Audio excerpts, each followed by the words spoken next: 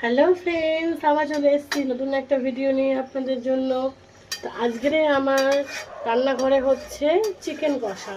Chicken কষা normally আপনারা সবাই করে থাকেন, তো আমিও আজকে একটু চিকেন কষা করলাম। বৃষ্টি পড়ছে, গরম ভাত তার সাথে। তো আমার চিকেন কষার রেসিপিটা হচ্ছে নর্মালি যেরকম আপনারা করেন সেরকমই। আমি এক্সট্রা এটাতে দিয়েছি একটু কসুরি মেথি আর একটু ঘি অ্যাড করেছি। সেটা হচ্ছে এই চিকেন কষাটার মধ্যে আছে হচ্ছে পেঁয়াজ চপলি করে কেটে নেবেন ছোটো ছোটো করে। তারপর এটাতে দেবেন হচ্ছে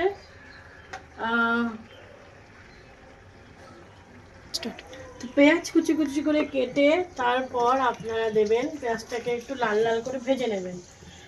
পেঁয়াজটা লাল লাল করে ভেজে নেবেন, নিয়ে তারপরে আদা রসুন পেস্ট দিয়ে দেবেন নর্মালি যেরকম দেন, যে যেরকম মাংস তার আন্দাজ অনুযায়ী। তো তারপরে চিকেনটাকে পেঁয়াজ আদা রসুনের মধ্যে ভালো করে কষিয়ে তারপর চিকেনটা দিয়ে দেবেন। চিকেনটা দেওয়ার পর আপনারা দেবেন ওটার মধ্যে একটু এক চামচের মতো গরম সরি 1 চামচের মতো জিরে গুঁড়ো, 1 চামচের মতো ধনে গুঁড়ো, আর 1 চামচের মতো কাশ্মীরি লাল মির্চ, একটা হলুদ 1 চামচ, আর নুন আপনাদের স্বাদ মতো দিয়ে চিকেনটাকে ভালো করে একটুখানি কম আঁচে কষিয়ে নেবেন।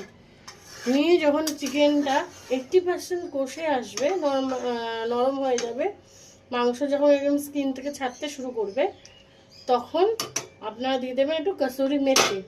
মেথিটাকে আপনারা ড্রাই রোস্ট করেও দিতে পারেন, মানে শুকনো কড়াইতে ভেজেও দিতে পারেন, আর এমনিও নর্মালি কাঁচাও দিতে পারেন। দিয়ে তারপরে ওটা একটুখানি কিছুক্ষণ আরও 10-15 মিনিট রেখে তারপরে আপনারা দেবেন জল। আর আপনারা যদি কষা কষাই খেতে চান তাহলে জলটা অ্যাড করবেন না, আর যদি একটু জল দিয়ে একটু মানে ঝোলা ঝোলা টাইপের খেতে চান, ঝোল ঝোল টাইপের, তাহলে জল অ্যাড করবেন। আমি যেহেতু যে ভাত দিয়ে খাবো চিকেনটা, তাই আমি যে জল অ্যাড করলাম। তো জল দেওয়ার পর নাড়িয়ে আমি দিয়ে দিচ্ছি গরম মশলা। ছোটো চামচে 2 চামচ মতো আমি এখানে গরম মশলা দিয়ে দিচ্ছি। গরম মশলাটা দেওয়ার পর তারপরে এর মধ্যে দিয়ে দেবো ঘি। ঘিটা আমি জলটা ফোটার পর দেব।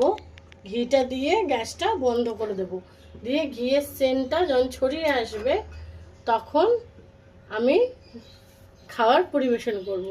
তো আপনাদের যদি এটা ভালো লাগে চিকেন রেসিপিটা, তাহলে কমেন্ট করবেন, লাইক করবেন, শেয়ার করতে একদম ভুলবেন না। তো আজকের জন্য টাটা, বাই বাই।